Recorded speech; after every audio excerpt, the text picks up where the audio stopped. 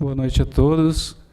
Dando continuidade à programação da 15ª Semana Nacional dos Museus, o Museu Universitário, com a sua programação O Saber de Experiências Prático, o Conhecimento Indígena, damos continuidade com um dia de palestras e chamo para compor a mesa o professor Dr. Arthur José Renda Vitorino, que dará a palestra Ocupação Territorial e os Índios por Varhagen, professor da Faculdade de História e Educação e da pós-graduação em Educação. A professora doutora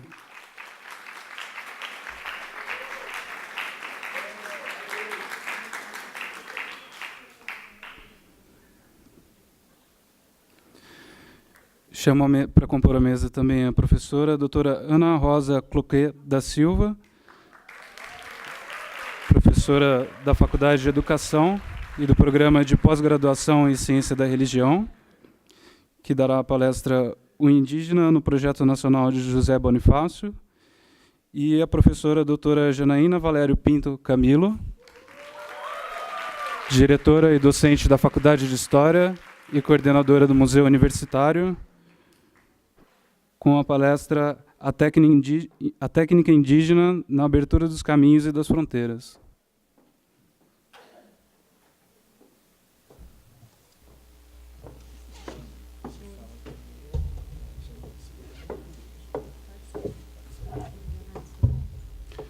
Passo a palavra à professora doutora Janaína para iniciar a sessão dessa noite.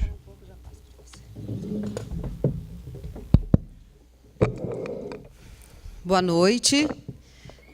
Em nome do Museu Universitário da PUC Campinas, queremos agradecer a presença de todos os alunos e alunas, professores e professoras, funcionários e funcionárias e público externo aqui presentes.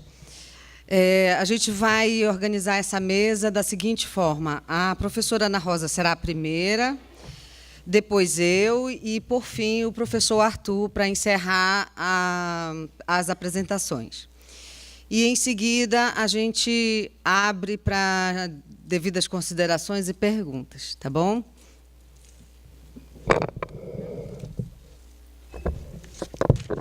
Boa noite. Estão ouvindo? Vou falar meio devagar, pessoal, para conseguir... Vocês já estão sabendo, né, que eu estou com gripe. Para conseguir chegar até o final do que eu me propus aqui, tá bom? Queria, primeiramente, então, agradecer o convite que a Janaína fez para nós, né? Pode falar, Jana, eu deixo. Eu sei que você gosta. Então, e, primeiro, porque a Semana de Museus é uma atividade que deveria, inclusive, estar mobilizando muito mais a própria universidade, mas, enfim, estamos fazendo a nossa parte. Segundo, pela chance que eu estou tendo de falar sobre um tema e um personagem que me é bastante caro, né? Um personagem que eu venho pesquisei durante anos no meu mestrado, no meu doutorado, que é o José Bonifácio de Andrade e Silva. Um personagem que, creio eu, como nenhum outro da sua época, encarnou, né, a figura do verdadeiro estadista, coisa que nos dias de hoje virou peça de museu, literalmente. Aliás, está bem apropriado para falar disso aqui. Porque, né? Fez da sua trajetória pessoal, né, e também pública uma verdadeira missão, né, guiada por uma razão de Estado. E isso é algo que o singulariza, né, nesse contexto do século XIX, sobretudo. E também, né, foi aquele personagem que, nessa sua trajetória, viveu e construiu, né, a própria transição de um império, inicialmente o Império Luso-Brasileiro, para um outro, né, o Império Brasílico, o Império do Brasil. Então, me é bastante cara. É um personagem que, justamente em função dessa sua trajetória, ele nasceu em 1763, na então Vila de Santos, né, e morreu em 1838, em Paquetá, na ilha de Paquetá, no Rio de Janeiro. Por essa trajetória, ele sintetizou as próprias polaridades que hoje, né, há alguns anos, a historiografia vem identificando como aquelas polaridades que ditaram a dinâmica, não só da independência, mas da própria formação do Estado Nacional Brasileiro.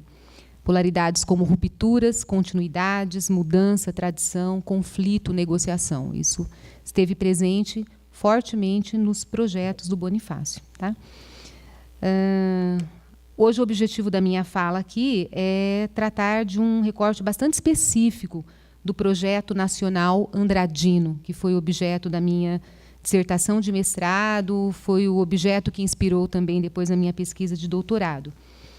Hoje a minha missão aqui é falar sobre o modo como José Bonifácio, articuladamente a um projeto maior, que é o projeto nacional, por ele pensado e encaminhado até um certo momento, concebeu especificamente a questão do índio brasileiro no Brasil, e projetou, né, reformas que visassem, de alguma forma, que nós vamos tentar entender qual forma foi essa, incorporá-lo ao corpo político que estava sendo construído naquele momento. Para tanto, então, para chegar nessa discussão mais específica, eu selecionei um documento que já tinha sido objeto de pesquisa minha, que foram os apontamentos para a civilização dos índios bravos do Império do Brasil. Esse documento, assim intitulado, foi escrito por José Bonifácio na conjuntura mesmo da independência e com o objetivo de ser discutido na nossa primeira Assembleia Constituinte e Legislativa, instalada em maio de 1823, mas ele não chegou propriamente a ser discutido, porque, como alguns de vocês devem saber, essa Assembleia ela foi fechada, né, pelo nosso então imperador Dom Pedro I, já em novembro de 1823. Então, a partir daquele momento, José Bonifácio e outros estadistas que compunham a Assembleia foram exilados. No caso do José Bonifácio, ele vai para a França, para Bordeaux, e lá ele fica até 1829, só então ele retorna para o Brasil. Então, não chegou a ser um projeto discutido e encaminhado, mas, sem dúvida alguma, foi um projeto que depois inspirou, né, outros projetos que tocaram nesse mesmo tema. Né? Antes de entrar propriamente na discussão desse projeto, eu espero não me alongar muito, mas eu considero impossível a gente entender a dimensão desse projeto, assim como de todos os outros que José Bonifácio elaborou, né, durante a sua vida, sem dimensioná-los à luz dos propósitos mais amplos que guiaram a atuação desse homem público. Propósitos esses que desvendam a complexidade da empresa, da tarefa, da missão a qual ele se dedicou e que, conforme ele próprio reconheceu no seu leito de morte, em 1838, era nada menos, como ele dizia, né, o meu sistema era difícil de realizar. Seria, então, como por milagre, criar uma nação nova, grande e respeitável. Era, né, nada menos do que isso, a missão a qual ele se propunha e em torno da qual ele vai articular diversos projetos, ideias e a própria atuação dele como homem público.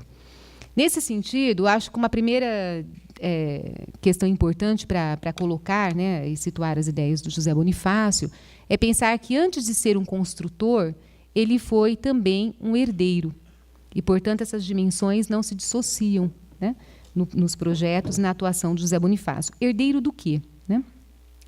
Para criar a nação, nos moldes como ele projetou, ele necessariamente herdou, né, alguns projetos, alguns referenciais, e o principal deles, o referencial do Império, que ele herdou de uma geração de estadistas, no âmbito da qual ele se formou, né, cujas influências ele legou.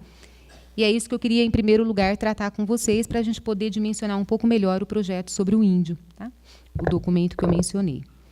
Então, nesse ponto, é preciso lembrar que José Bonifácio, cuja formação e atuação como homem público se deu em grande parte na Europa, ele parte para Coimbra em 1783, como era comum à época, os filhos das nossas elites iam estudar geralmente em Coimbra, né?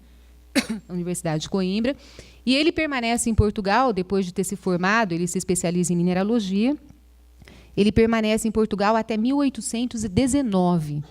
Né? Não apenas em Portugal, ele circula no período de 1790, 1800, por vários países europeus, aprofundando seus estudos, mas também vivenciando conjunturas políticas decisivas nas ideias dele, como, por exemplo, o fato dele ter estado na França em 1791, né, no calor dos acontecimentos da Revolução Francesa, ter estado na Alemanha, que ainda não era um Estado unificado, eram reinos, né, no momento em que o romantismo, as influências do próprio Goethe se faziam presentes, e ele vai travar o contato com essas ideias, e vários outros contextos que ele frequentou. Esse homem, então, cuja atuação se desdobra nesse contexto europeu durante um longo período da sua vida, era, antes de tudo, um herdeiro de uma visão imperial, compartilhada por inúmeros outros estadistas luso-brasileiros, desde pelo menos meados do século XVIII, quando foram pensadas e encaminhadas reformas ilustradas para o reino, Portugal, e para o seu ultramar. A percepção que se consolidava nessa visão imperial era de que o Brasil era, desde então, a principal porção e esteio da monarquia, ao passo que Portugal, como o próprio Bonifácio viria a reconhecer, era uma estrela errante que brilhou por um instante e apagou-se para sempre. Era assim que ele se referia à condição de Portugal alguns anos depois. Essa foi a visão que, por exemplo, animou a decisão final do Conselho de Estado português, que, reunido entre agosto e novembro de 1807, né, optaria pela transferência da corte para o Rio de Janeiro, no calor da invasão francesa à Península Ibérica. Afinal, né, o principal interlocutor do José Bonifácio nesse momento, e mesmo depois da corte já transferida para o Rio de Janeiro, que era o Dom Rodrigo de Souza Coutinho, ministro do regente Dom João VI, nesse momento já regente, né, a ideia que era compartilhada, sobretudo por aqueles que apoiavam a ideia de transferir naquele momento a corte para o Brasil, era de que Portugal, estou citando aqui um documento do Dom Rodrigo, por si mesmo, muito defensável, não é a melhor e mais essencial parte da monarquia, e que depois de devastado por uma longa e sanguinolenta guerra, ainda resta ao seu soberano e aos seus povos o irem criar um poderoso império no Brasil, donde se continue uma guerra eterna contra o fero inimigo que recusa reconhecer a neutralidade de uma potência. Então, foi essa a ideia e essa convicção de que o Brasil já era, então, a principal porção da monarquia e que, ruim de tudo, a gente, né, tinha essa alternativa naquele momento, que anima essa decisão na reunião do Conselho de Estado em novembro de 1807. Desse modo, embora José Bonifácio permanecesse em Portugal, né, desde que a corte veio, ele permanece ainda por mais 11 anos em Portugal, e apoiava a medida da transferência da corte, segundo ele, se o rei não passasse ao Brasil, perdia-se de certo o Brasil, ou pelo ataque dos ingleses, ou pelo levantamento dos colonos. Então, ele apoiava a decisão da transferência e compartilhava, né, da ideia de que dessa decisão dependeria o próprio futuro da monarquia. Já então, permanecendo em Portugal e, enfim, tendo como seu principal interlocutor no Rio de Janeiro o ministro Dom Rodrigo de Souza Coutinho, que será até 1812 o principal ministro do Dom João VI, né, na corte do Rio de Janeiro, José Bonifácio orientava lá de Portugal, de Lisboa, algumas das reformas encaminhadas pelo Ministério Joanino, preocupando-se com os obstáculos que a essas reformas poderiam antepor-se. Segundo ele, aqui a fala do próprio José Bonifácio, essas dificuldades se desdobravam pelo menos em 2 níveis. Primeiro, as disputas intra-elites. Segundo ele, formadas por homens ignorantes, vadios, vis, intrigantes, atual isso, né? Devassos, né? Movidos pelos sentimentos de liberdade individual e não a pública ou política. Então, esse era um primeiro problema que ele identificava. Como lidar com essa elite que, né, que se formou e que depois será profundamente reconfigurada, uma vez que a corte migra para cá e, né, as elites adventistas também se instalam e se enraizam a partir daí. O segundo problema, né, aquilo que ele já então considerava serem os 2 objetos capitais para o Brasil, como ele chamava. Quais? Legislar e moldar de novo índios e escravos de raça africana, propondo medidas capazes de integrá-los à sociedade. Então, já de Portugal, antes de retornar ao Brasil, José Bonifácio vislumbrava pelo menos essas 2 ordens de questões e, obviamente, foi muito mais abrangente que isso. E é a partir, então, de 1819, quando ele retorna, né, vocês podem imaginar que em 1819 nós já estamos no calor dos acontecimentos, em 1820 nós vamos ter o movimento constitucionalista do Porto, reconfigurando os próprios fundamentos simbólicos, né, da monarquia, não mais uma monarquia absolutista, a partir daí uma monarquia constitucional, representativa, a própria ideia de soberania migra, então, né, para a nação e para o povo, e isso vai reconfigurar completamente as relações entre o então Reino do Brasil, Portugal, e as formas políticas que, a partir daí, serão implementadas. Então, ele retorna em 1819, já no calor desses acontecimentos, né? E, a partir daí, já com 56 anos de idade, José Bonifácio viu-se na incumbência de reformular os seus projetos, agora num contexto bastante acelerado dos acontecimentos, transitando das condições da unidade luso-brasileira, né, as quais ele pensou e refletiu na fase anterior, para as condições da integridade brasílica, isso que despontava nesse momento como um império, em breve separado de Portugal. É nesse momento, então, que o herdeiro, né, dessa longa tradição ilustrada luso-brasileira, e que tinha no seu cerne a preservação do modelo monárquico e do formato imperial, essas são duas heranças fundamentais que ele carrega da fase anterior, tornava-se um construtor de uma nação fundada em moldes liberais. Eis o dilema que, então, orientará desde então as suas ideias e a sua atuação de homem público. Realizar a independência em nome da liberdade, construir os critérios de cidadania, a nova identidade nacional, atributos esses imprescindíveis dos Estados constitucionais, e, ao mesmo tempo, preservar a escravidão e a unidade territorial. Como bem sintetizou o Novaes, que me contemplou com uma orelha do meu livro, né, era nada mais, nada menos do que negar as bases da colonização portuguesa e, ao mesmo tempo, reivindicá-las, né? Ou seja, era uma tarefa assaz complexa, né? E é no âmbito dessa nova etapa e dessa fase que o José Bonifácio irá, então, elaborar alguns projetos, especificamente agora pensando, né, nesse império que despontava naquele momento do Brasil, dentre eles o projeto sobre o índio, né, ou os índios bravos, como ele chamava, já vou falar um pouquinho disso. Tendo em vista, então, a complexidade dos seus propósitos, José Bonifácio tratou de cuidar, naquele momento, dos pilares fundantes da unidade brasílica. O que daria coesão a esse corpo político que estava surgindo naquele momento, conflituoso, de indeterminação e de profunda provisoriedade nas formas, no vocabulário político, né, nos significados atribuídos a conceitos que até então portavam outros, né, significados. Por um lado, né, era preciso promover a adesão dessas elites brasileiras que ele acaba de descrever, né, como sendo, não tendo nenhuma concepção de liberdade associada à coisa pública, mas aos interesses pessoais.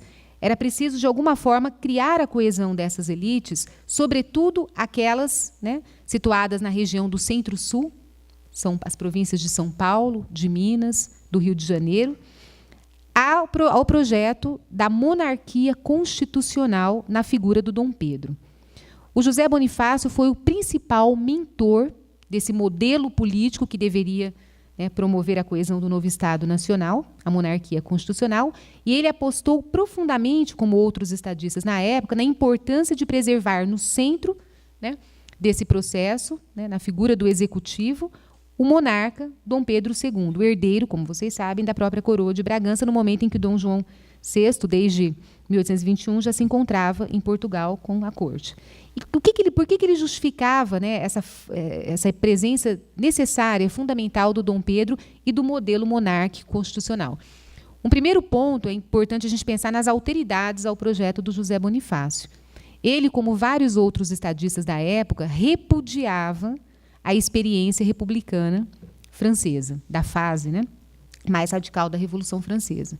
Como vocês sabem, a Revolução Francesa teve um impacto profundamente negativo nas cortes europeias, sobretudo nas cortes absolutistas, mas não só, né, também na própria Inglaterra, que já tinha passado pela sua Revolução Gloriosa, pelo fato, né, não apenas da radicalidade e, sobretudo, pelo regicídio, né, do Luís XVI. Então, isso causou um impacto profundamente negativo, e aquele era, desde então, um modelo bastante rechaçado.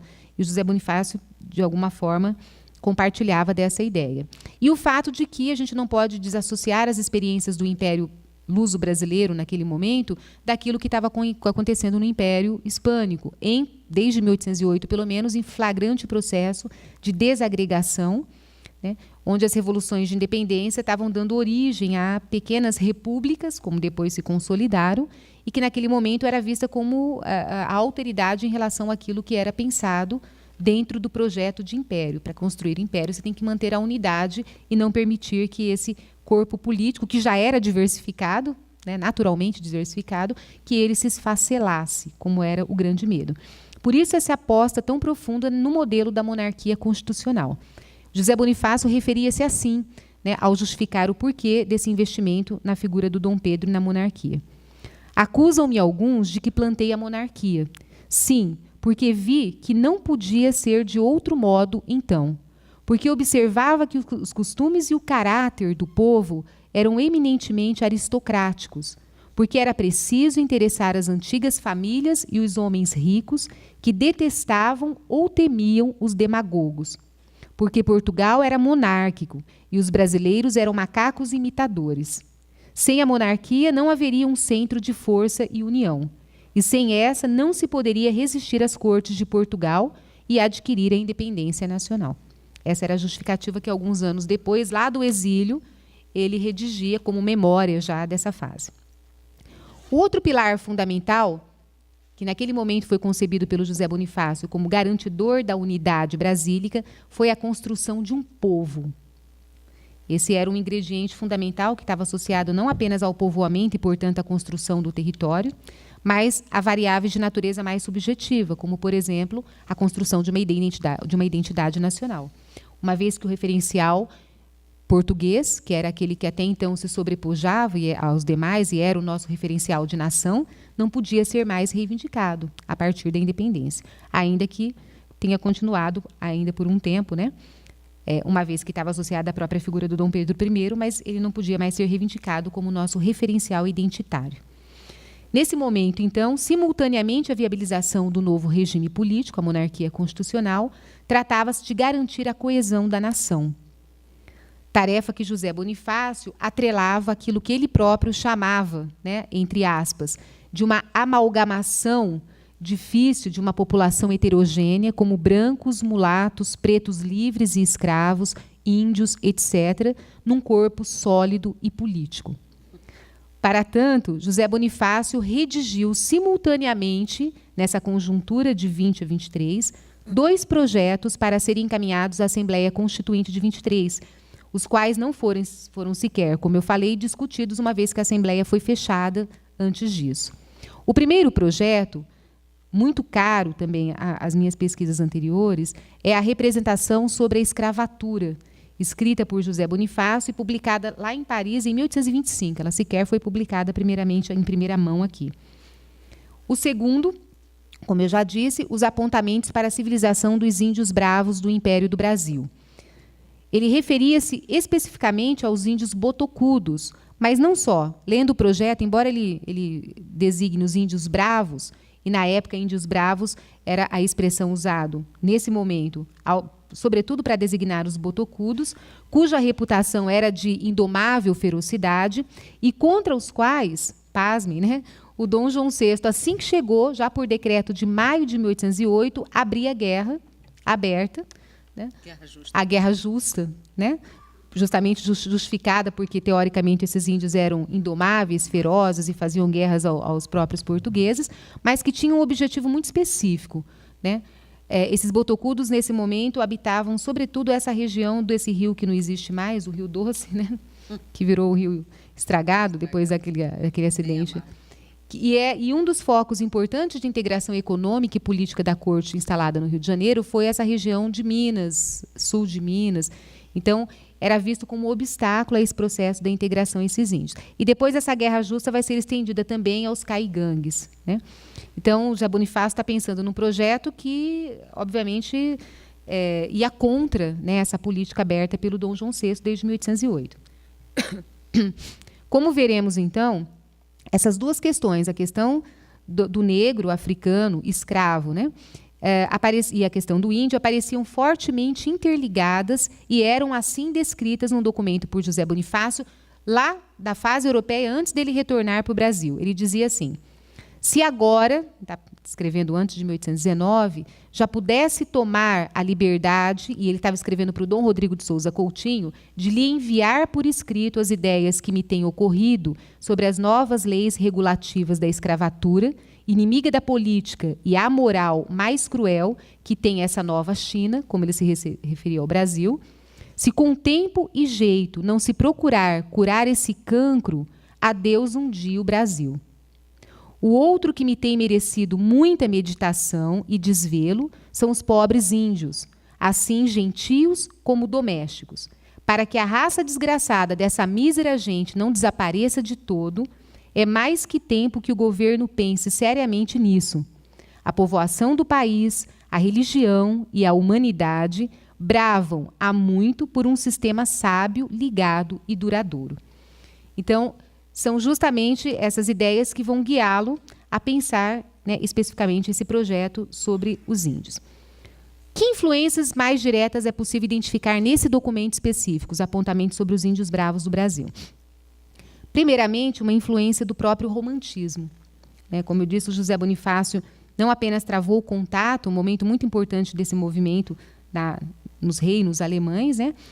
E o fato de que, dentro desse movimento nacionalista, que é a grande tônica, né, a formação dos Estados Nacionais, a grande tônica do século XIX, a insistente busca por elementos que tradicionalmente poderiam caracterizar, singularizar o passado daqueles Estados nacionais que estavam se formando no âmbito das revoluções burguesas, fossem por separação, fossem por agregação política. Então, a ideia, como nós não tivemos um passado medieval, não tinha como buscar, né, na Idade Média, como os contos dos irmãos Grimm vão fazer lá na Alemanha, ou no passado gótico, como será reivindicado na França, mas a gente ia buscar nos índios, né? Então, desde antes, José Bonifácio valorizava nos seus escritos várias notas e apontamentos dispersos, ele valorizava os costumes locais e as particularidades do Brasil. Assim, defendia, entre aspas, uma Constituição que perpetue os nossos costumes, palavras dele, e conclamava, abre aspas, amemos, pois, nossos usos e costumes, ainda que a Europa se ria de nós. Esse é um dos motivos, então, que o leva a pensar nessa questão dos índios. Um outro motivo, né, que, embora ele tivesse essa influência romântica, José Bonifácio era um homem formado no âmbito da ilustração europeia, especificamente da ilustração luso-brasileira, guiada, como nós sabemos, pela razão, pela crença na razão como a grande força transformadora dos governos e da sociedade, e pela associação dos binômios cultura-civilização. Portanto, como ele era herdeiro dessa tradição, ele não exaltava o índio no seu estado selvático. Por mais que ele retomasse a importância, né, desse passado, não era o índio no estado selvático. Ao contrário, esses índios deveriam ser integrados à civilização, função essa que ele atribuía ao Estado. Palavras do Bonifácio: o governo do Brasil tem a sagrada obrigação de instruir, emancipar e fazer dos índios e brasileiros uma nação homogênea e igualmente feliz. Terceiro ponto que condiciona o projeto de José Bonifácio, né? O pressuposto para isso, ou seja, para civilizar e integrar os índios à civilização, era acreditar que eles fossem capazes de civilização. E aqui José Bonifácio, né, compartilhava de uma ideia que não era consensual na época: a crença na questão da humanidade e da perfectibilidade do índio, ou seja, a capacidade do homem, e no caso do índio, de, guiado pela razão, domesticar-se e alçar-se acima da sua própria natureza. Como ele próprio dizia: tenho, pois, mostrado pela razão e pela experiência que, apesar de serem os índios bravos uma raça de homens inconsiderada, preguiçosa e, em grande parte, desagradecida e desumana para conosco, que reputam seus inimigos, são, contudo, capazes de civilização, logo que se adotem meios próprios e que há constância e zelo verdadeiro na sua execução. Então, ele apostava que os índios eram capazes dessa civilização. E, a partir de então, ele vai propor alguns métodos.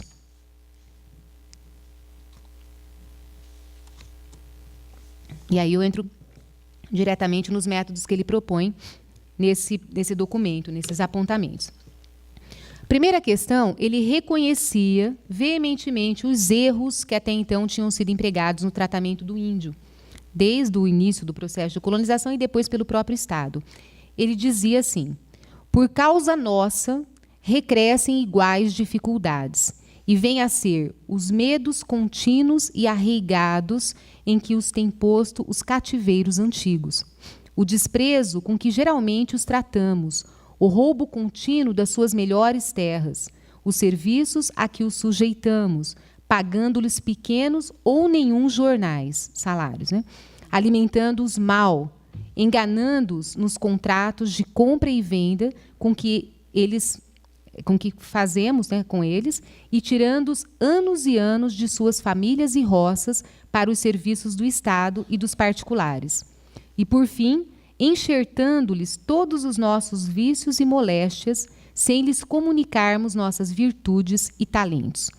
Então, ele reconhecia que todas essas práticas eram inapropriadas para os objetivos aos quais ele se propunha. E vai propor, então, aquilo que ele chamava de métodos brandos, guiados basicamente pelos seguintes objetivos. Primeiro, o desenvolvimento do comércio e da economia interior do país.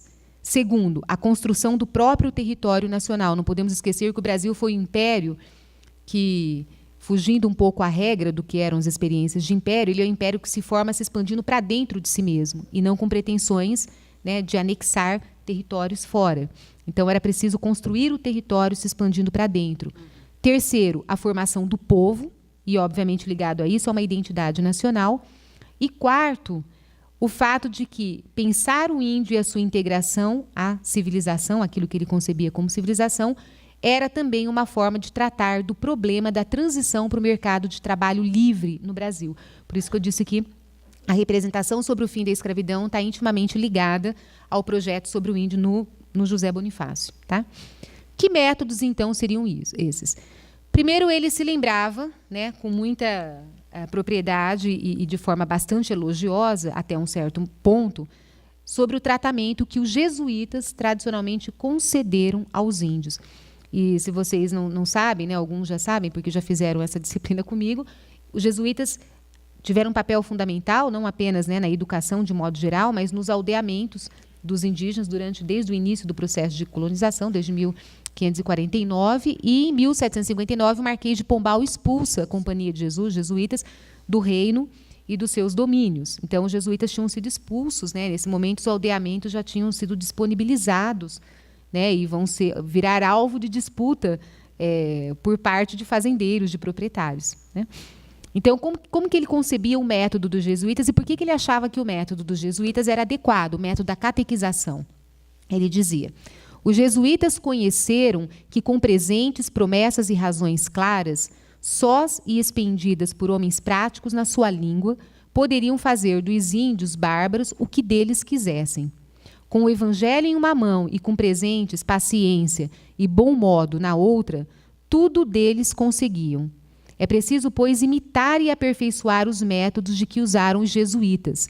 Eles, por meio de brandura e benefícios, aldearam infinidades de índios bravos.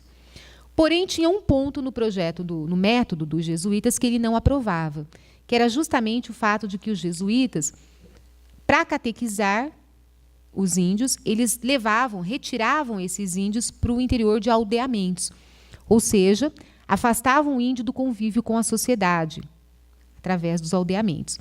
Bonifácio acreditava que eles teriam feito muito mais pelos índios, e aí, palavras do Bonifácio, se o sistema não fora de os separar da comunicação dos brancos e de os governar por uma teocracia absurda e interessada. Então, esse era o ponto negativo. Os índios tinham que ser integrados e não isolados, como os jesuítas faziam. Percebe-se, assim, já por aqui, que há uma diferença entre as ideias de catequizar e domesticar e a ideia de civilizar. Catequização era o meio, mas o fim era a incorporação do índio à sociedade. Por isso, não poderia isolá-lo em aldeamentos. Ele tinha que ser integrado, né? Um outro, para a época, era inédito, né? Aliás, mais inédito ainda era o outro método que ele propunha, que era a questão da mestiçagem como forma de integração do índio. Ele acreditava que essa integração do índio ao corpo social seria feita através da mestiçagem, que possibilitaria o surgimento de uma nova raça e a criação de uma cultura comum, na qual prevaleceria o elemento branco e civilizador. Para isso, o governo deveria entre aspas, fornecer por todos os meios possíveis os casamentos entre índios brancos e homens de cor. Essa era uma proposta inédita para a época, né? Era um dos poucos que defendia a mestiçagem nesses termos, e ele vai reproduzir isso depois também na representação sobre a escravatura, de forma ainda mais inédita para a época. Terceiro ponto, ele se inspirava também, e isso mostra como que esses homens, né, esses estadistas, eram circunspectos, eles estavam informados, eles compartilhavam as experiências históricas, liam, informavam-se, né, sobre aquilo que estava acontecendo em outros países, em outras regiões. E aqui ele se inspirava no modelo dos Estados Unidos, o modelo de tratamento que o governo norte-americano adotava em relação aos índios, no que diz respeito especificamente ao fato de que o governo norte-americano, no propósito de integração do território e da economia nacional, reconhecia que os índios eram, abre aspas, Bonifácio falando, legítimos senhores da terra, pois Deus lhes deu. Recomendava, assim, que essas terras não lhes fosse tomada, mas sim compradas, como praticavam os Estados Unidos. Que foi uma catástrofe também, né? Mas, enfim, ele, naquele momento, esse nem era ainda o momento áureo desse processo de expansão e compra de terras nos Estados Unidos. Isso vai vir justamente depois da década de 30, né, já com o governo do Andrew Jackson e depois na segunda metade do século XIX. Mas ele já tomava conhecimento e se inspirava nessas ideias. Quarto ponto, né?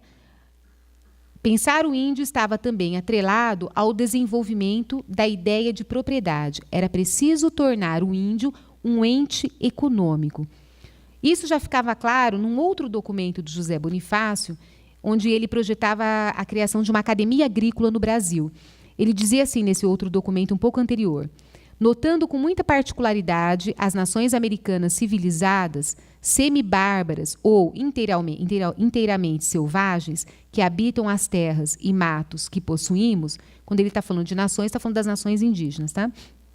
E apontando com igual individuação os meios mais próprios para a civilização delas e para o trato e comércio que com as mesmas podemos fazer, estes meios formam o mais sólido firmamento da agricultura pública e ou do Estado. Além disso, ele apontava a importância de civilizar os índios para facilitar o comércio interno, sem o qual nem floresce o externo e nem os povos se civilizam. Então, era preciso integrar o índio nesse processo da formação de uma economia, tanto na sua base agrícola quanto na integração via comércio. Logo, civilizar significava, e aqui começa a ficar mais claro o que ele entendia por civilizar, tornar o índio um ente econômico integrado à economia de mercado e sedentarizado, submetido, portanto, às leis e ao trabalho como força de trabalho livre.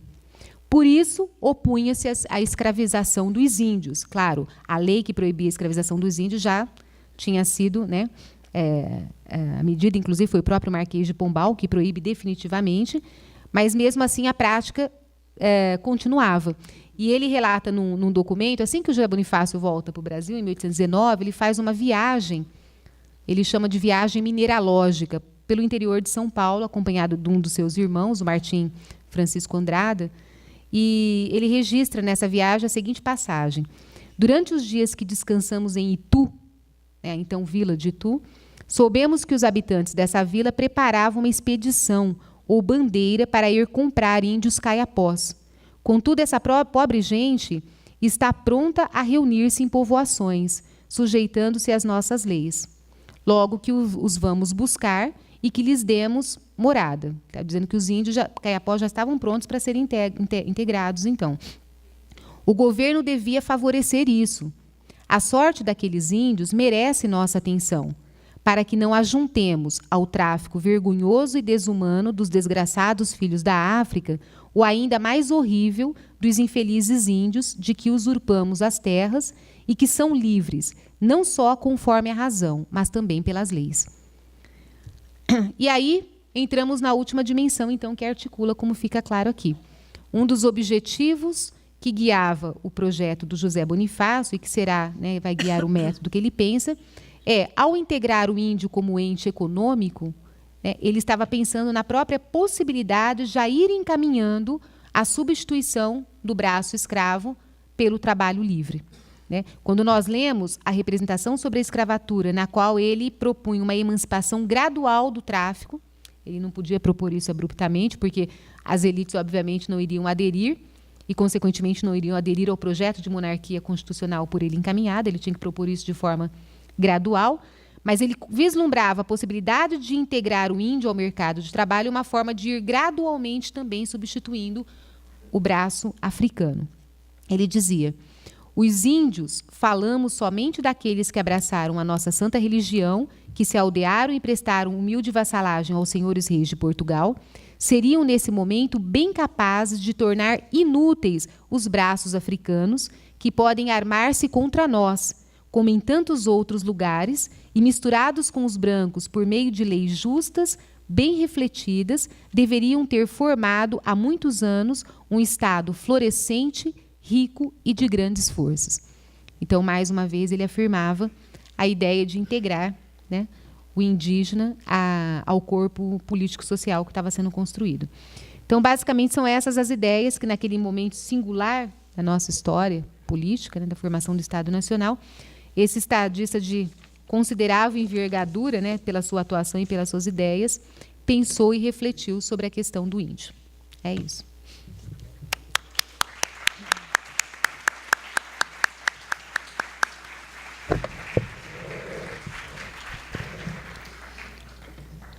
As palavras da Ana são bem inspiradoras, né? E tão contemporâneas. Impressionante. Impressionante a coincidência, não é? Daqueles homens da elite do século XIX. Estão tudo por aí ainda. Enfim, eu preparei uma fala, uma conversa aqui com vocês, e a fonte que eu vou utilizar, na verdade, é uma fonte de um desses jesuítas que a Ana Rosa citou aqui, que foi expulso por Marquês de Pombal, aqui do Brasil, e também da Europa, de Portugal, né? Que foi o padre João Daniel.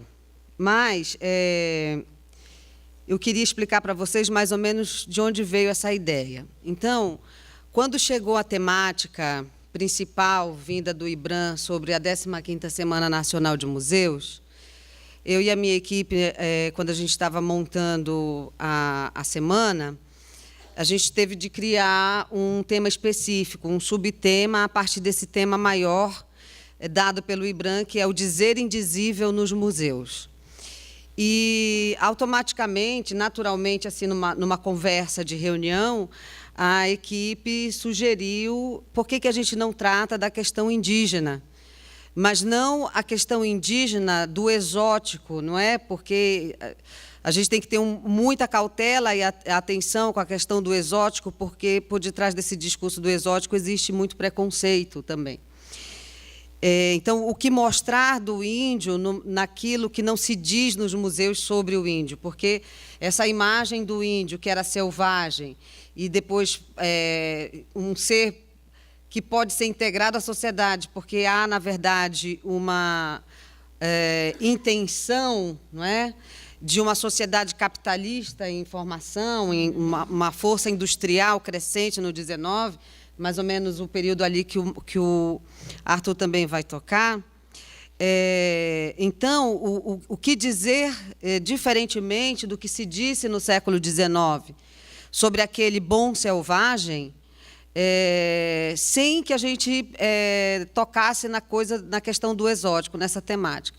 Então, a gente elaborou uma exposição, né, que ainda está ali na Galeria de Arte até sexta-feira, e a nossa preocupação era mostrar o índio pelo índio. Essa é a nossa preocupação, o nosso objetivo com a exposição. Então, mostrar o que eles produzem, como eles navegam, o que eles comem, para que servem o arco e a flecha, quando que isso é utilizado, o que faz a mulher na tribo, o que faz o homem na tribo, né? E essa constante integração que eles têm, sem essa divisão de sexos, né, na hora do trabalho, mas tudo muito bem organizado e coeso.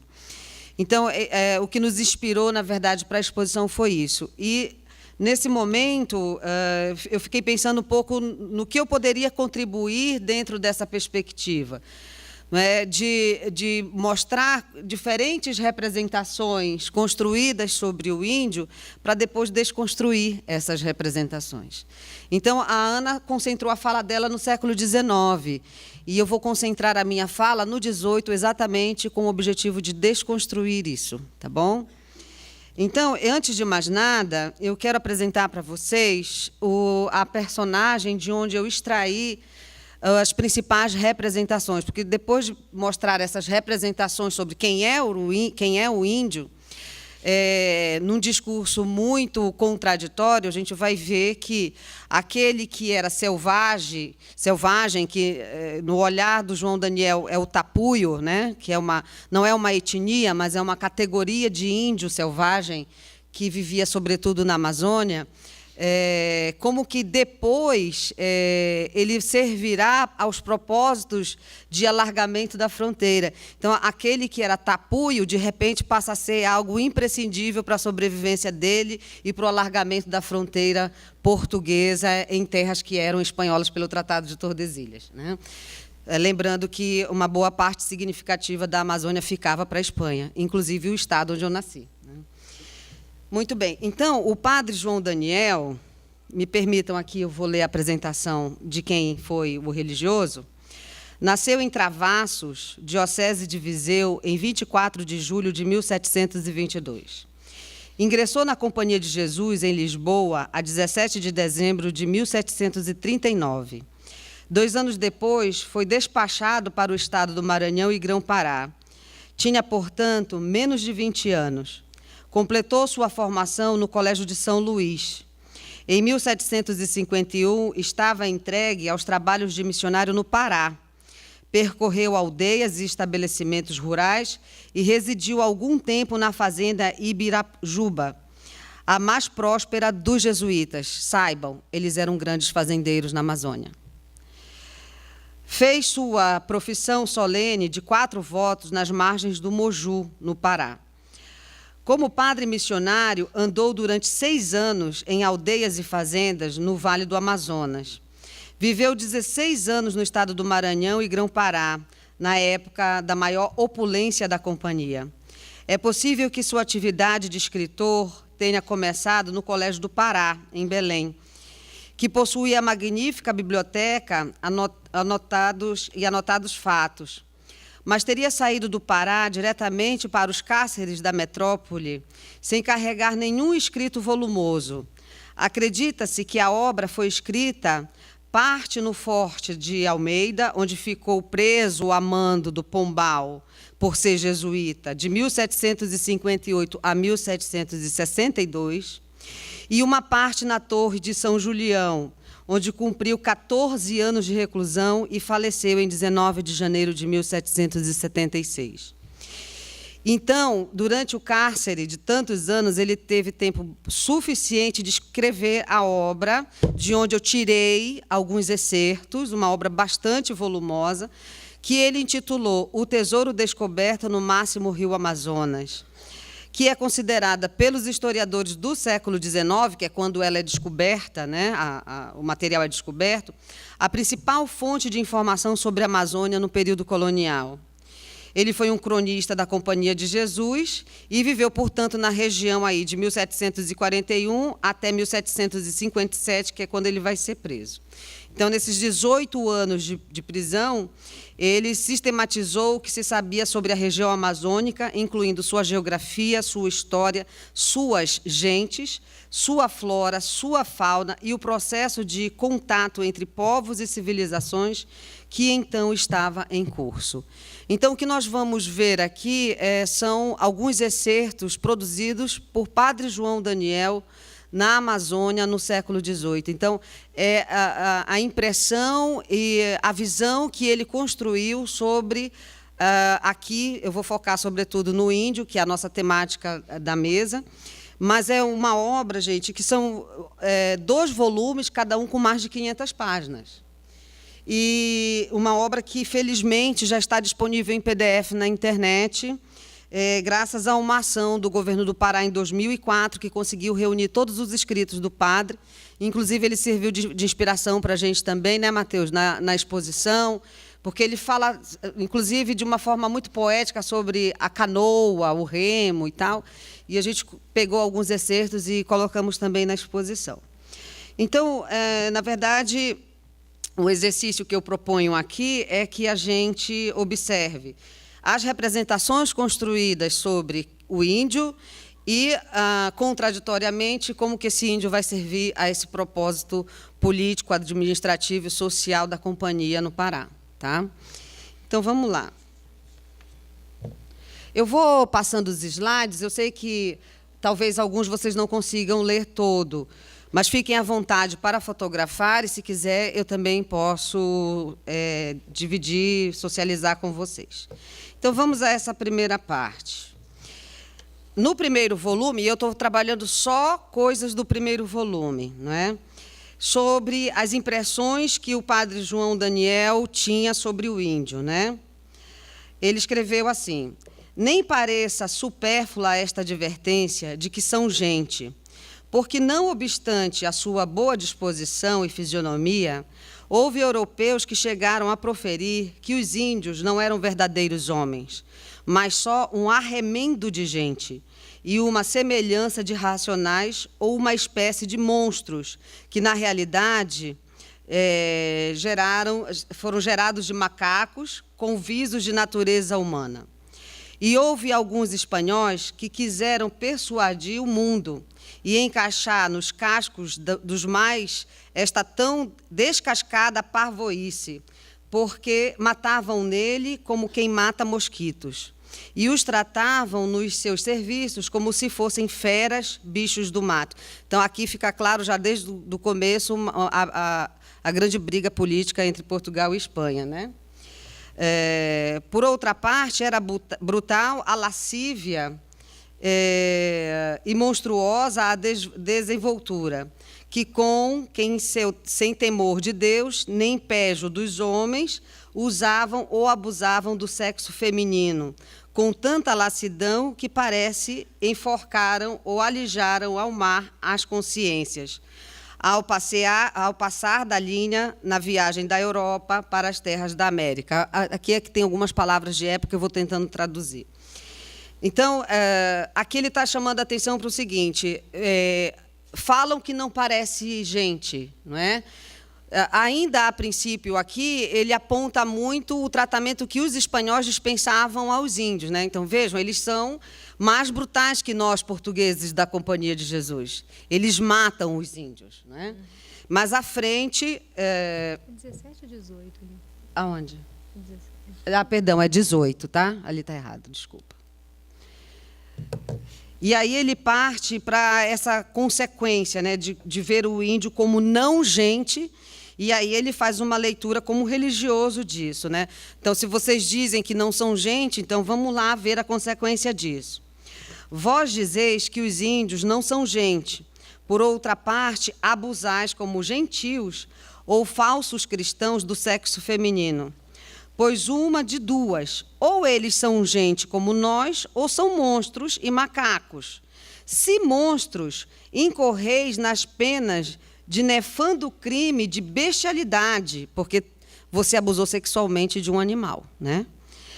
E como réus, deveis dar pública satisfação ao santo ofício, sendo chamuscados e queimados. E se isto vos cheira a chamusco, deveis confessar que são gente, e tão homens e verdadeiros racionais como vós, e então também não vos limais, nem livrais do grande crime de homicidas, e como tais deveis ser suspensos em uma forca. Então aí, meu filho, não adiantava correr, né? Porque se você considera animal, você vai queimar na fogueira. Se você considera gente, mas usou de violência, você vai ser pendurado numa forca. Então, não tinha saída, não é? A violência ia te levar para algum lugar. Então, até aqui, a gente vai tendo uma sensação de que, nossa, que bom que alguém lá no 18 lembrou de defender, né, essa etnia. Mas as coisas elas vão ficando complexas, porque a gente não pode esquecer que ele era um homem do século XVIII. E aí, mais um excerto que eu ainda tiro do mesmo volume. Está dando para ouvir, gente? Tá? Obrigada.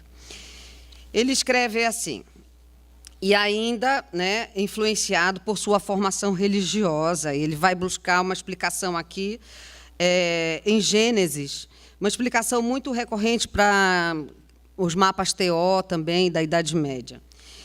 Mas aqui ele está olhando o índio. Então, ele escreve assim: há muitas opiniões sobre a origem dos índios, de quem descendem, de onde e quando foram para a América.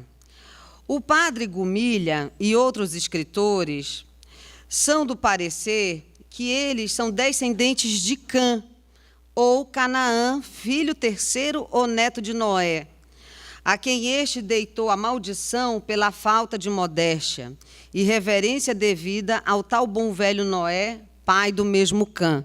Então, aqui, né, seriam os 3 filhos de Noé, e o Cã, o maldito, porque flagrou Noé bêbado e pelado, e a ele foi dado a África, né?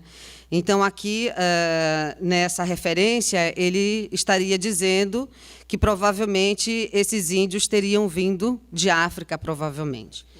Né? Hã? Teve mais coisa? Teve. Não, aí tem Jafé, tem Sem. Cada...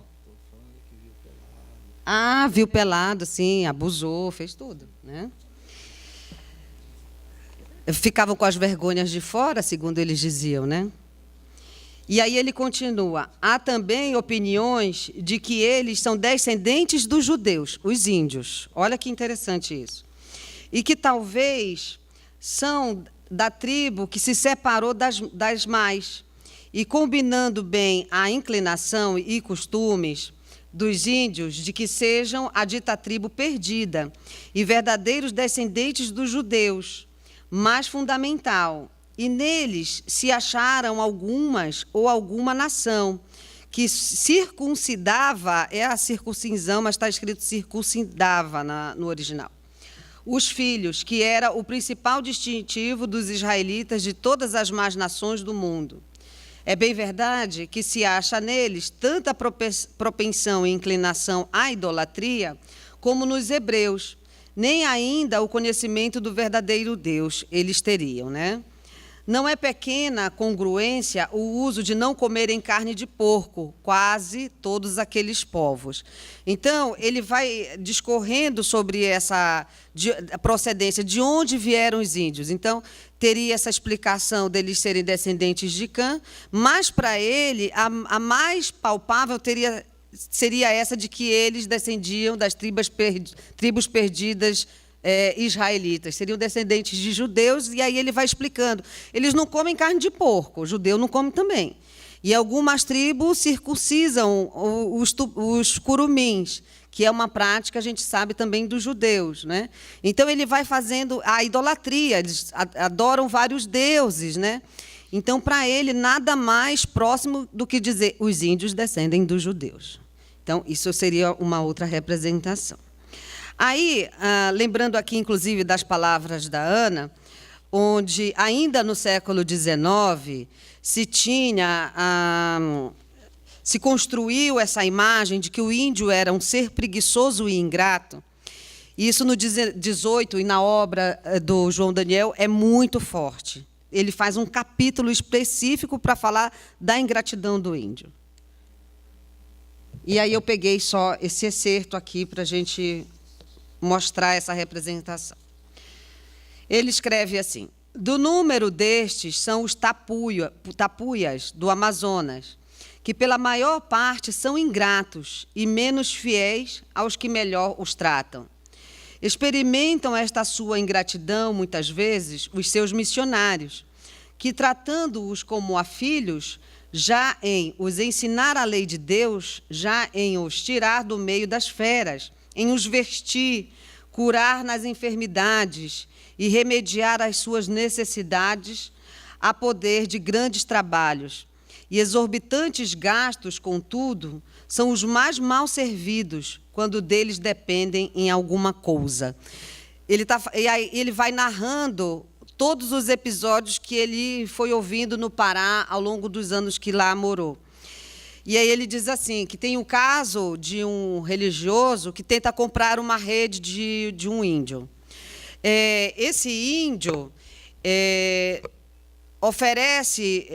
a rede, oferece não, tenta vender a rede num valor que se dava para comprar 3 redes, com aquele preço cobrado. Ele fica muito chateado, esse religioso, e volta para a missão e comenta isso com um secular lá da missão. E diz assim: você não quer ir lá tentar comprar a rede para ver quanto ele vai te vender a rede? Aí o secular vai lá e tenta comprar a rede do índio, e o índio vende 3 vezes mais barato para o secular. E aí o secular chega para o religioso e diz: olha, eu paguei menos 3 do que você iria pagar.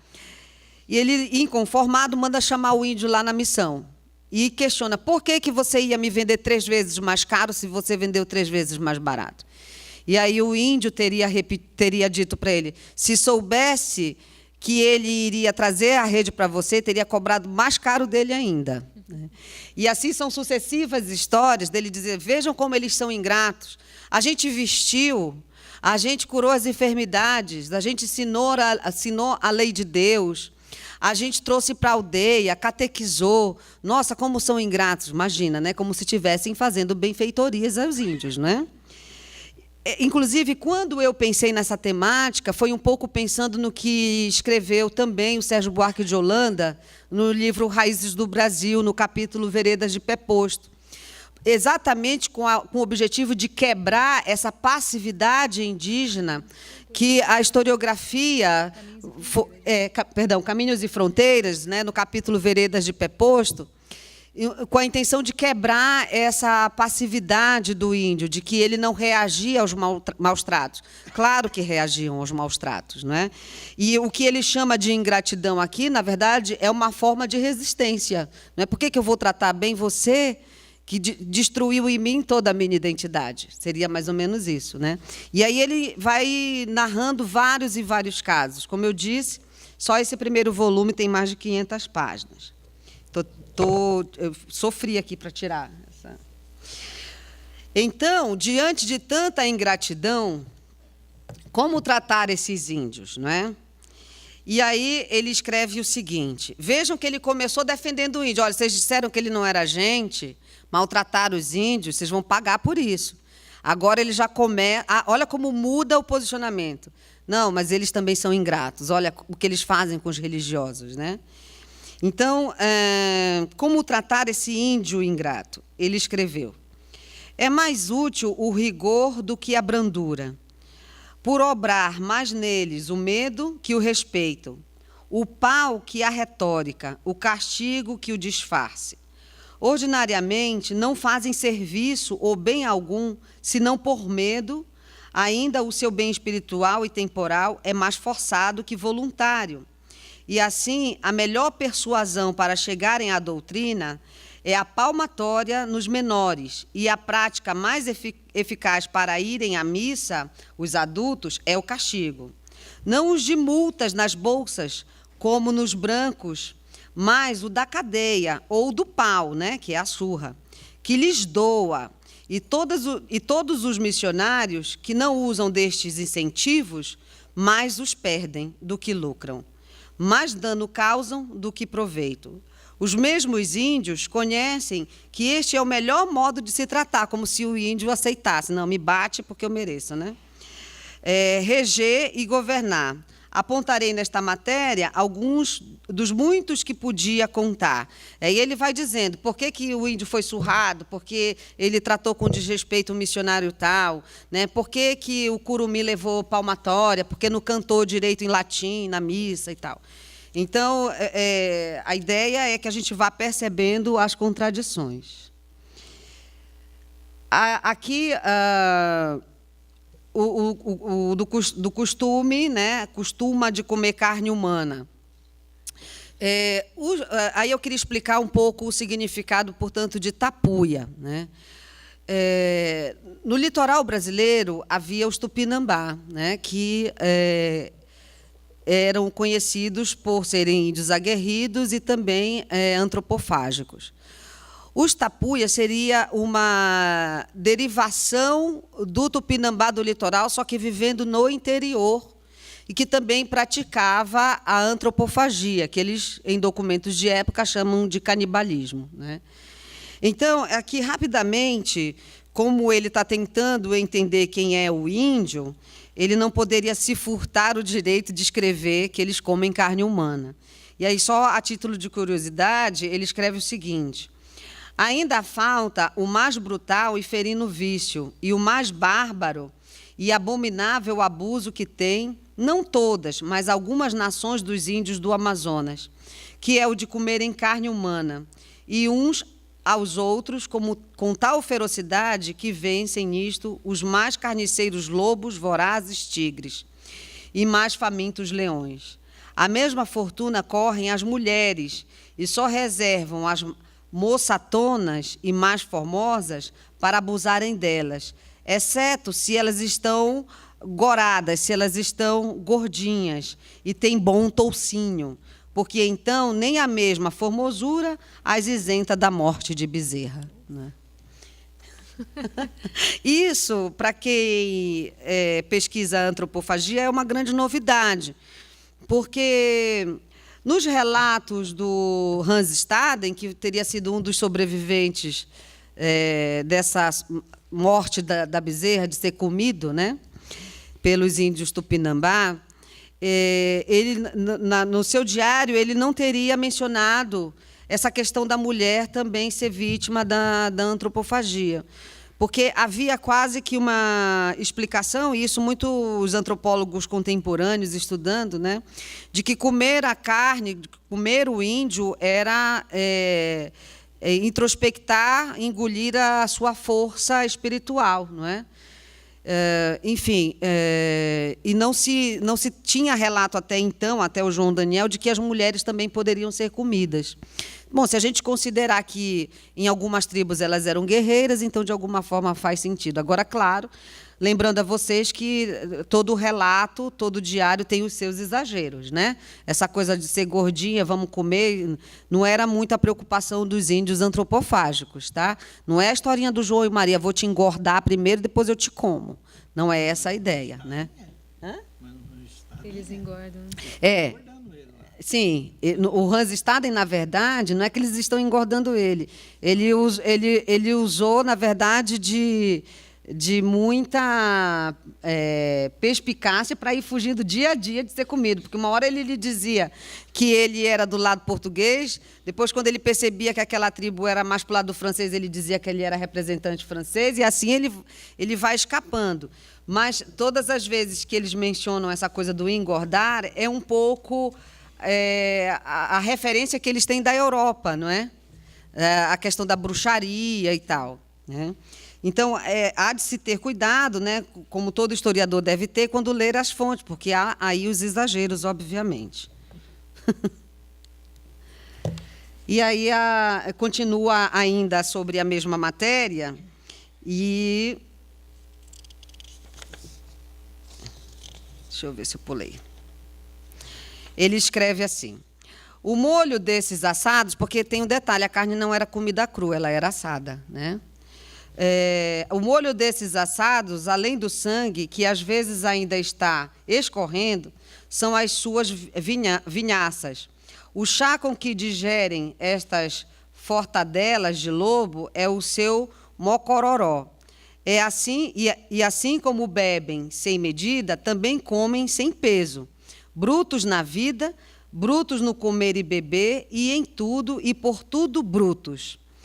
Os cachinados, chacinados, que são os assassinados, né, uma escrita de época, depois de darem a carne para os banquetes, dão também as ossadas para assobios. Eles faziam apito, né, com os ossos dos comidos, porque aproveitavam as canelas para servirem de gaitas, com que, a som de tamboril, tocam por sobremesa as suas folias e ordenam seus bailes.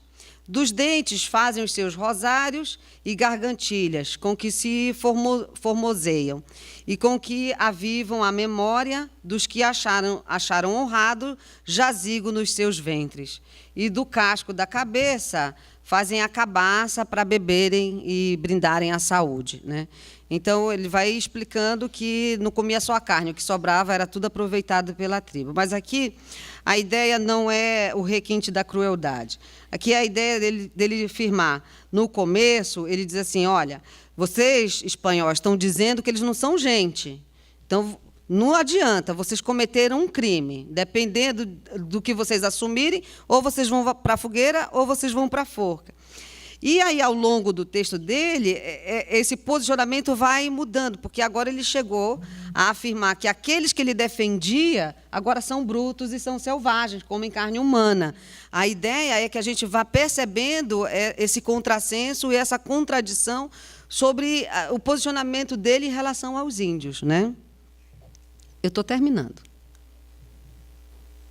Aí, agora, entra na parte em que ele vai dizer assim, olha, tudo bem, são preguiçosos, comilões, beberrões, tudo isso ele escreve.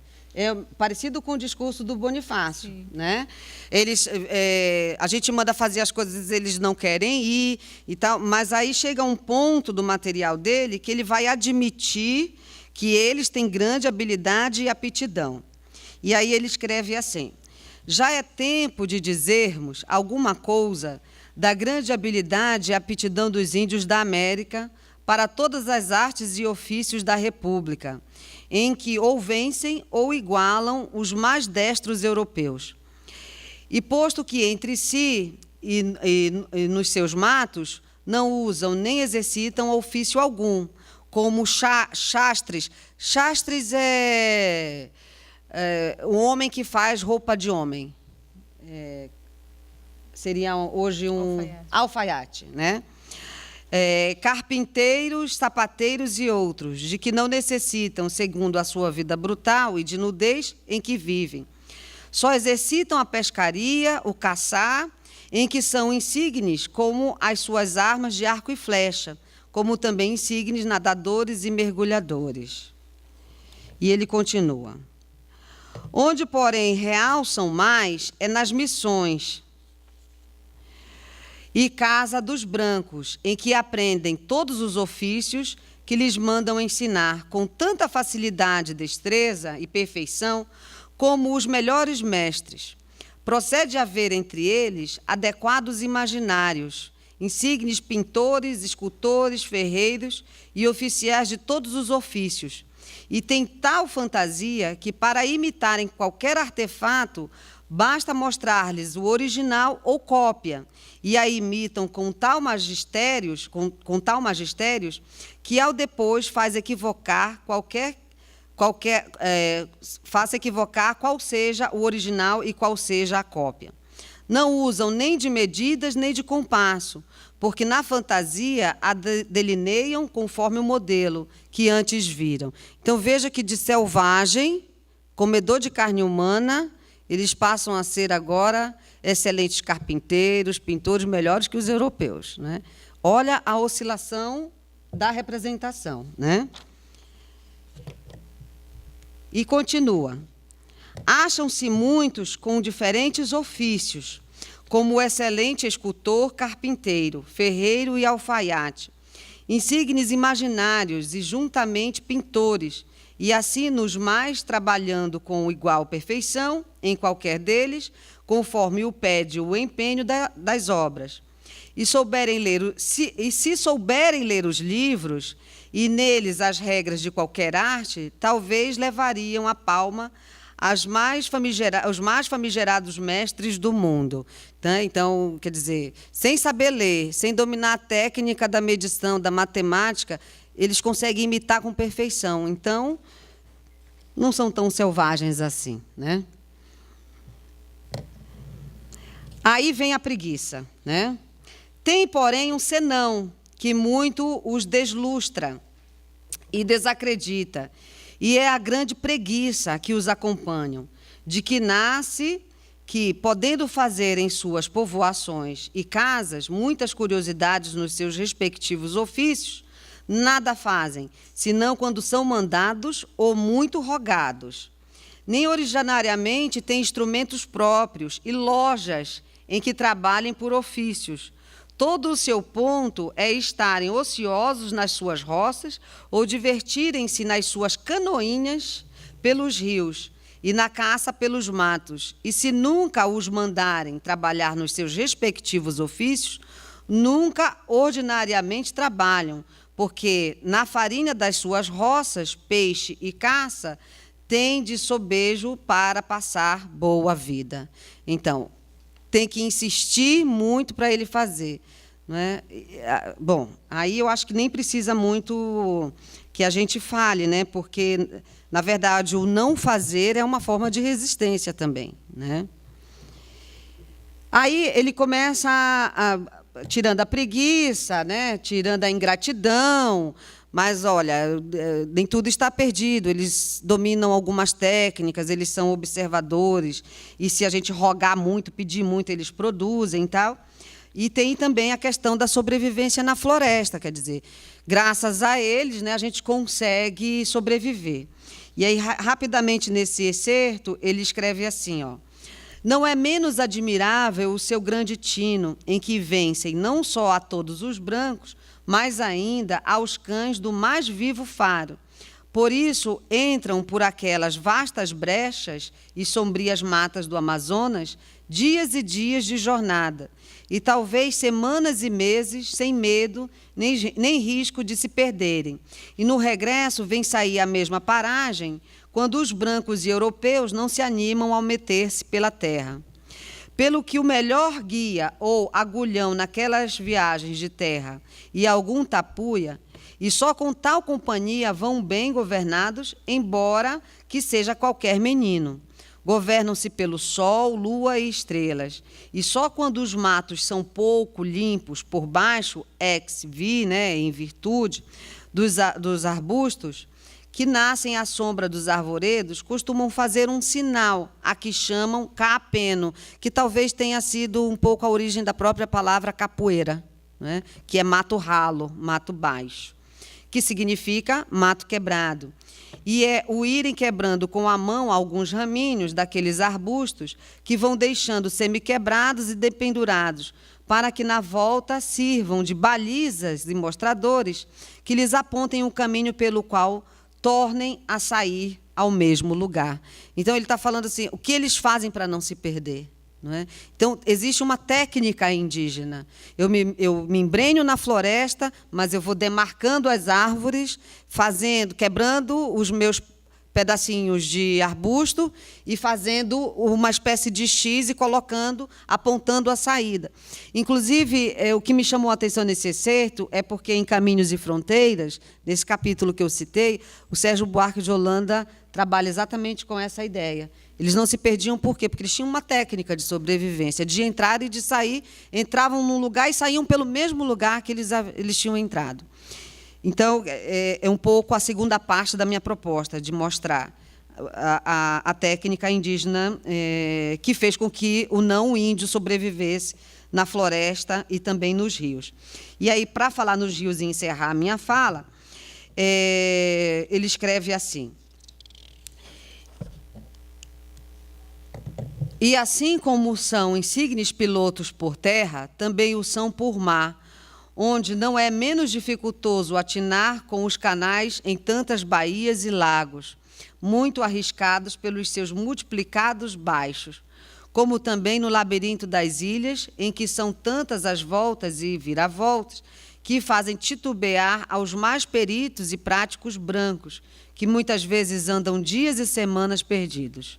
É posto que tem fracas barbas, isso aqui é interessante, essa coisa de dizer que o índio é imberbe, né? Porque a barba era um elemento importante de dizer que quem tem barba é civilizado. Né? Então, quando ele diz assim, ó, e posto que tem fracas barbas, ou seja, não é um povo civilizado, né? Sabem-nas, contudo, desempenhar nas ocasiões, porque se vestem e revestem de tanto brio e coragem que antes se arriscarão a morrer do que a deixar perder as canoas cuja direção tem a seu cargo. E para terem boa saída, já nos baixos das baías, já no intricado das ilhas e tormentas que às vezes eles se levantam na canoa, fazem das tripas coração e, tirando força da fraqueza, se desfazem a remar, só por darem boa conta de si, por terem por grande glória e honra sua o saberem livrar as canoas dos perigos. Assim como tem por grande desonra e desdouro o perder-se a embarcação, em que eles são pilotos, ofícios e arte, entre eles, e é uma das maiores dignidades do índio, e cargos de suas povoações, e por eles são respeitados e obedecidos dos seus nacionais. Então, a leitura é um pouco intricada, porque é uma escrita ainda do 18, né? Mas a ideia aqui que ele está colocando é o seguinte, que a canoa é como se fosse uma extensão do próprio corpo do índio, né? Existem outras coisas aqui, mas só para resumir, sobre as canoas, ele diz o seguinte, que quando o índio ele ainda está num estado muito bruto, ou seja, ele é um índio que está na tribo, porque há diferença entre o índio tribal e o índio aldeado, né? O índio tribal ele está na sua origem e não sofreu nenhum processo de destruição identitária. E quando ele é descido, e essa é a expressão da época, né? Ou pelos jesuítas ou pelos caçadores de índios, eles são descidos para a aldeia. Na aldeia é o lugar da conversão, da destruição identitária indígena, quando ele passa pelo processo de catequização, né? Quando ele está na tribo, o modo de fazer a canoa é diferente de quando ele está na aldeia. Quando ele está na tribo, ele faz uma canoa que nem a que a gente colocou na exposição, que chama piroga. Ele pega o tronco, cava o tronco e em cima dela navega com muita destreza, né? Em pé, inclusive, meio curvado, eles não se sentam, eles vão meio acocorado assim, e remando. E ele fica muito maravilhado de ver isso, como que eles conseguiam ficar em pé num tronco cavado e conseguiam navegar nele. Quando o índio já está na aldeia e passando por esse processo de destruição identitária, isso reflete no modo de fazer a canoa, porque a canoa passa a ter um beiral onde ele se senta e vai remando sentado, já não é tão brutal assim no remar também. Então, a ideia era de que a gente visse, numa fonte do século XVIII, as diferentes representações construídas sobre quem é o índio e o modo dele viver, não é?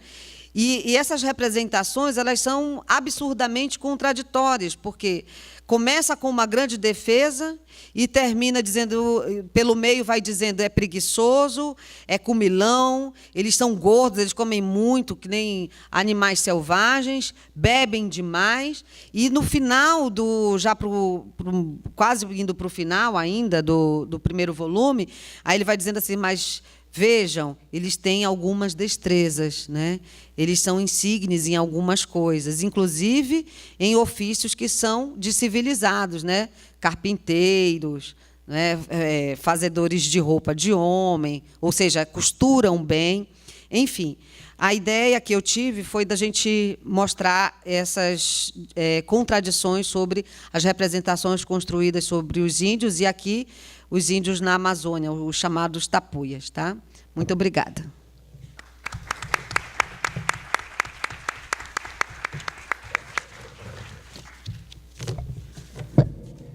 Boa noite. Enquanto eu estava ouvindo aqui a fala das minhas colegas, até agradeço o convite da Janaína. Está ouvindo? Vocês estão ouvindo aí? Tá. Estão ouvindo? Sim. Me veio à memória essa questão de como que essas categorias vão se formando, né?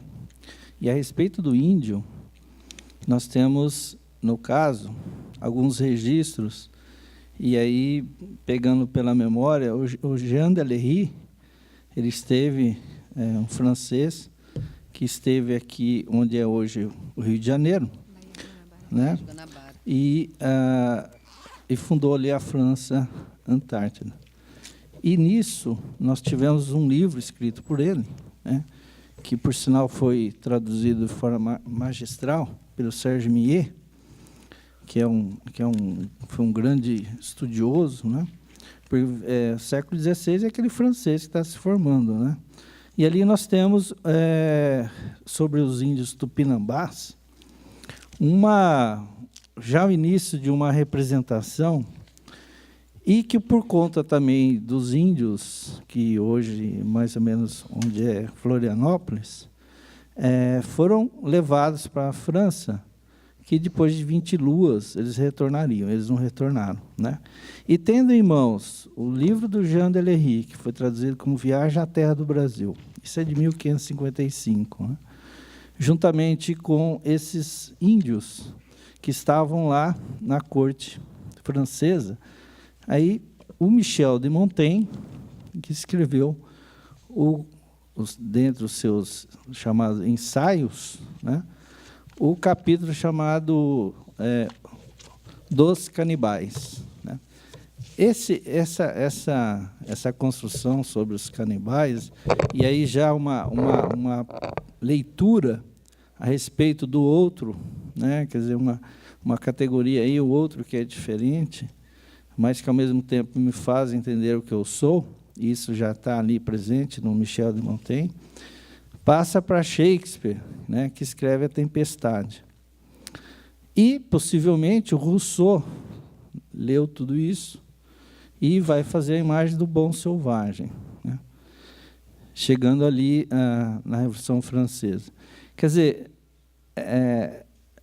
se formos um pouco mais adiante, né, nós vamos ter o cineasta Akira Kurosawa, que é um shakespeariano, né? E o Han é baseado em Rei Lear, e tem também elementos ali presentes dessa cultura que está, vamos chamando aí, construindo desde o século XVI, né? Então, aqui, como que você tem algumas imagens que vão se processando e algumas coisas vão se tornando repetitivas, né? Como que eu vou falar aqui a respeito do grande historiador, mas vocês vão ver extremamente conservador, Varnhagen, né? Francisco Adolfo de Varnhagen, e ele vai ter esse nome por conta do pai dele, que vem trabalhar aqui na Floresta de Ipanema, na construção, enfim, na produção aí de minério no começo do século XIX. E o que elas disseram vai se repetir, né, em Varnhagen, num texto que ele vai denominar de memorial orgânico. Então, vocês vão ver que, no ideário de civilizar a nação, nós temos aí o índio, né? Como é que nós vamos colocar esse diferente, que é o índio, nessa grande categoria, que é a categoria de civilização, né? Temos de civilizar, né? E, obviamente, que vai estar junto com isso, e aí tem, né? Vamos conformar esse Brasil, formar um cadinho aqui, né? Onde nós vamos ter que misturar, ou, pelo menos, conviver, essas três raças, né, que formam, né, o Brasil brasileiro. E que vai dar também naquele texto que se tornou, vamos chamar assim, paradigmático, do Friedrich von Martius, a respeito de como se deve escrever a história do Brasil, que essas concepções, né, vêm à tona, mas que vão formar tópicas retóricas que vão sendo repetidas, né? Tópicas retóricas são respostas, né? Isso vem lá desde Aristóteles, mas são respostas para essa questão, né? Como narrar a história do Brasil e como pensar o brasileiro, né? Na fusão dessas três raças. Então, o índio, o europeu e o africano, né? Obviamente, com a prevalência do europeu. Por quê? Porque é o civilizado. Se nós queremos construir uma civilização, nós temos de dar ênfase a esse civilizado, que é o português, né? E daí os demais, né, ficam como uma contribuição, mas sempre aquela contribuição que você tem aí muito de problemas, né? Então, são irracionais, são, enfim, selvagens, são eles não se integram, né, à nossa ideia de civilização. Então, eu vou falar um pouco aqui desse texto, Memorial Orgânico, que é de autoria do Francisco Adolfo de Varnhagen. Ele foi escrito e publicado em partes, né?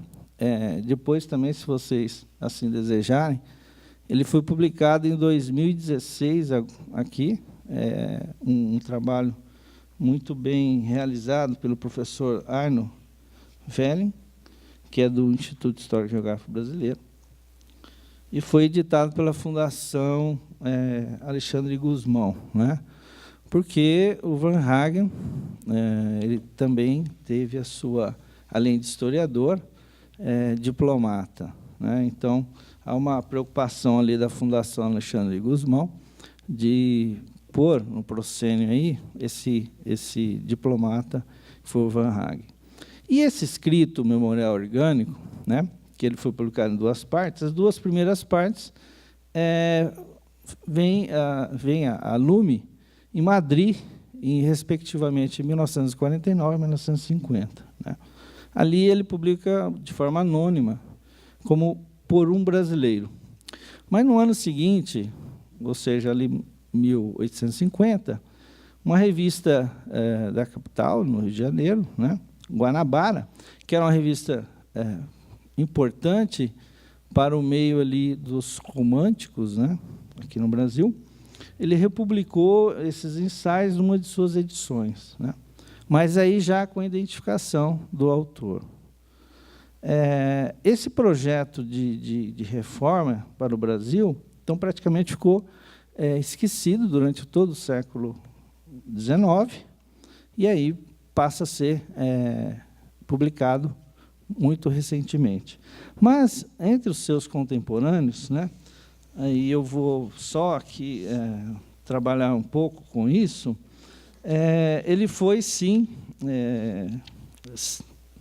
lido e criticado por um autor que também nós vamos conhecê-lo, né, aí quem leu Memórias de um Sargento de Milícias, né, que é o Manuel Antônio de Almeida, né, então, aluno da Faculdade de Medicina, que faz uma crítica muito contundente a essas 2 primeiras partes que foram publicadas na revista Guanabara, né. E é com isso que o Almeida ingressa como escritor no jornal Correio Mercantil, que era um jornal ali dos liberais, né, lá no século XIX. Então, quer dizer, nós tivemos, sim, pelo menos uma voz ali que fez uma crítica a Varnhagen. Esse memorial orgânico, ele identificou, e antes de falar a respeito dos índios, propriamente, eu vou, de modo geral, quais foram as teses defendidas nesse texto da Memorial Orgânico, que vocês devem ler. Eu acho que vocês não devem levar muito em conta aqui o que eu estou falando e ler o texto, tá? Isso é importante, né? Duvidem que eu esteja falando, e vão lá e ler o texto, por isso tem que passar o texto para vocês. Ele vai identificar, então, 6 desafios cruciais, né, que buscou elucidar e responder. O primeiro dizia a respeito à definição dos limites territoriais, com 9 países, 3 deles potências, né, não apenas europeias, mas também globais na geopolítica da época, que era a Inglaterra, a França e os Países Baixos. Tratava-se, no caso aí, né, de uma ambiciosa tarefa de uma nação jovem, que era brasileira, mesmo porque nós estamos ali, né, em meados do século XIX, e ninguém sabia direito se, de fato, aquilo iria se tornar um país, né? Por sinal, a gente sempre tem dúvida disso, né? Parece que o Brasil, você olha para o nosso país e fala, será que isso daqui, de fato, se constitui um país? Sim, se constituiu, né? Mas ali em 1850, né, eles ainda estavam um pouco em dúvida a respeito disso. Por isso, essa questão das definições territoriais que o Varnhagen coloca. O segundo desafio consistia no risco de manter a capital do Rio de Janeiro, e, para Varnhagen, a localização litorânea apresentava vulnerabilidade à intimidação das grandes potências europeias, né?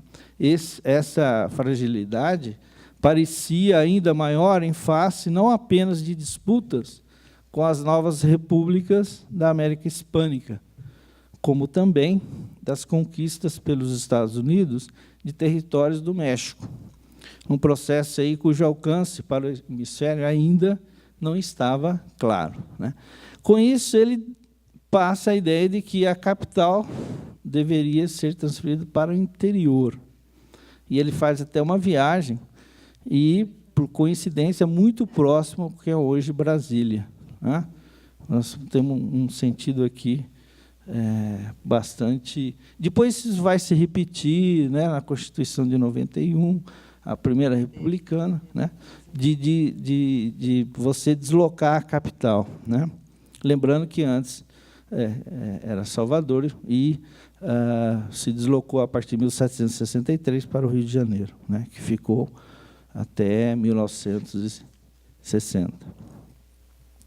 O terceiro problema, vislumbrado por Varnhagen, no Memorial Orgânico, dizia respeito à escassez de comunicações e de mercado interno, o que implicava a necessidade de integração do imenso território brasileiro e de promover uma efetiva colonização que se impusesse às forças eventualmente desagregadoras da unidade nacional, né, representadas aí pela presença de nações indígenas.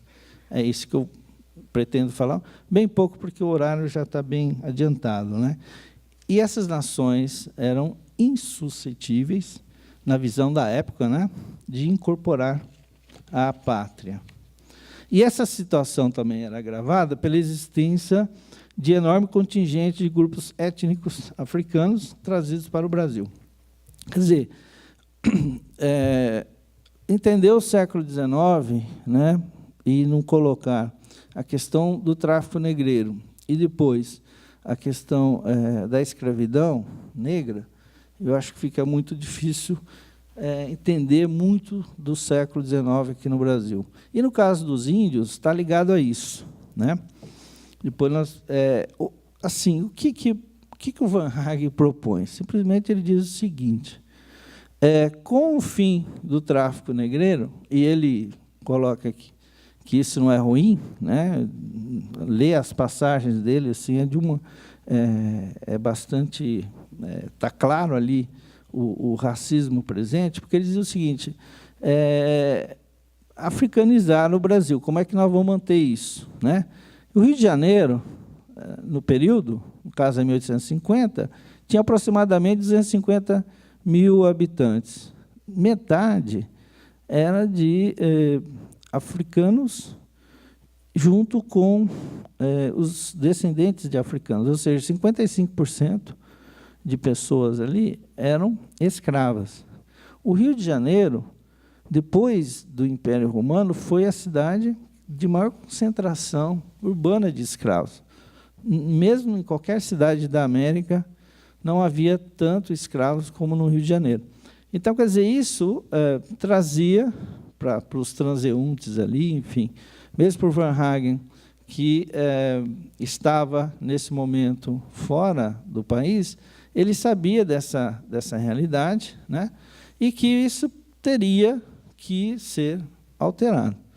Agora, com o fim da mão de obra escrava, a questão de trazer a ideia de colonização, trazer o quê? Levantinos, europeus e asiáticos. Isso foi iniciado aí com mais força a partir de 1850, né?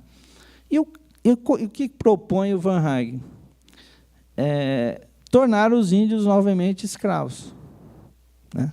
Reescravizar os índios. Simplesmente é essa a proposta dele, né?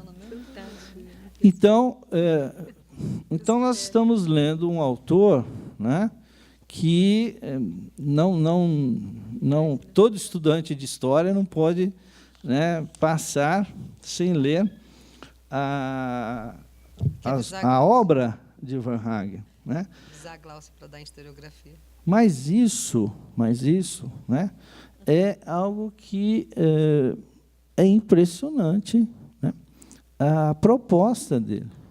Quer dizer, enquanto nós não temos ainda colono suficiente, vamos, né, escravizar os índios. E quem está, nós, né, que estamos aí estudando o século XIX, e podem ver, né, os índios aparecem mais no período colonial, praticamente tem um interregno aí no Império, parece que não tem mais índio no Império, né? E ele volta para a República, né? Não é? Então, parece que não existe índio no século XIX. Havia sim. Havia muitos índios, inclusive, próximos aos grandes centros, como o Rio de Janeiro, né? Até quando se fala sobre a vacinação no Rio, né? Porque a revolta da vacina foi 100 anos da vacina. Tá? 100 anos que eles aplicavam vacina. Inclusive, o livro do Nicolau Silvesenko, que é um livro muito interessante, mas ele esquece desse detalhe, né? A revolta ali são 100 anos. E, você, lendo os documentos da época, eles estavam vacinando também os índios, que eles estavam próximos ali aos centros, né? Especialmente no Rio de Janeiro. Mas, enfim, o Varnhagen está preocupado, né, com essa ideia de formar a nação. Esse é outra obsessão dele, né? Aí ele é extremamente, assim, ele está com Hegel na cabeça, né? Formar um Estado, né? Isso é muito forte nele. E para isso ele vai nessa obra Memorial Orgânico dizendo de como esses, vamos chamar assim, ameaças potenciais ao efetivo controle do território e à preservação da integridade do Estado Nacional, né? E, para ele, a maneira de resolver parte do problema, então, consistia na imigração, como eu falei aqui, de novos contingentes europeus, especialmente europeus, né? Porque os chineses também eles tinham um problema... os coolies, né? Olha, se nós pegarmos a fala dos deputados, né? Porque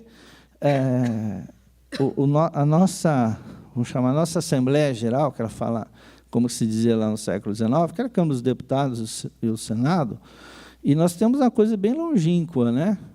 Primeiro é a Câmara Municipal, né? Que é bem antiga. Mas nós temos, vamos chamar de parlamento brasileiro, nós temos falas a respeito dos Chins, que é uma coisa extremamente, assim, horrorosa, né? E, então, quando nós estamos falando aqui de como eles consideravam a respeito dos índios, né? A respeito dos africanos e a respeito dos Chins, se não colocarmos isso, eles diziam o seguinte: olha, os Chins é caricatura de gente, eles diziam, né? Estão tentando ser alguma coisa, né? Então, essa coisa de você... Estão tentando. São pseudos, né? Assim ela fala.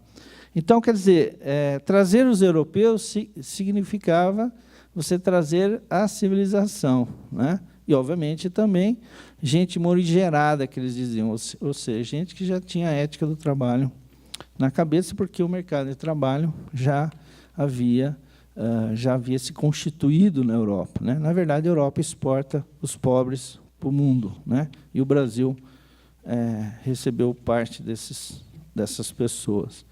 Então, só para nós termos aí, acho que para discutir alguma coisa, é que o Varnhagen, então, estava preocupado, especialmente na integrar e manter a unidade nacional.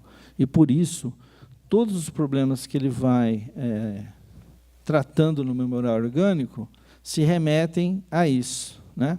A como manter uma estrutura demográfica, uma estrutura étnica, que, mesmo refletindo uma diversidade, né, você teria que, vamos chamar assim, ter a unidade. E, por isso, o projeto monárquico nacional, né, era o único que teria condições de manter unidade. Eu vou parando por aqui, porque acho que senão nós não... Eu gostaria de ler o Almeida, mas, enfim, um convite aí para vocês lerem esse texto, tá bom? Não sei como que eu posso disponibilizar isso, mas hoje também... Se vocês colocarem Memorial Orgânico e essa Fundação Alexandre Guzmão, né, no santo Google, lá vai aparecer. E vocês podem abaixar em PDF. Tá bom? Obrigado, gente.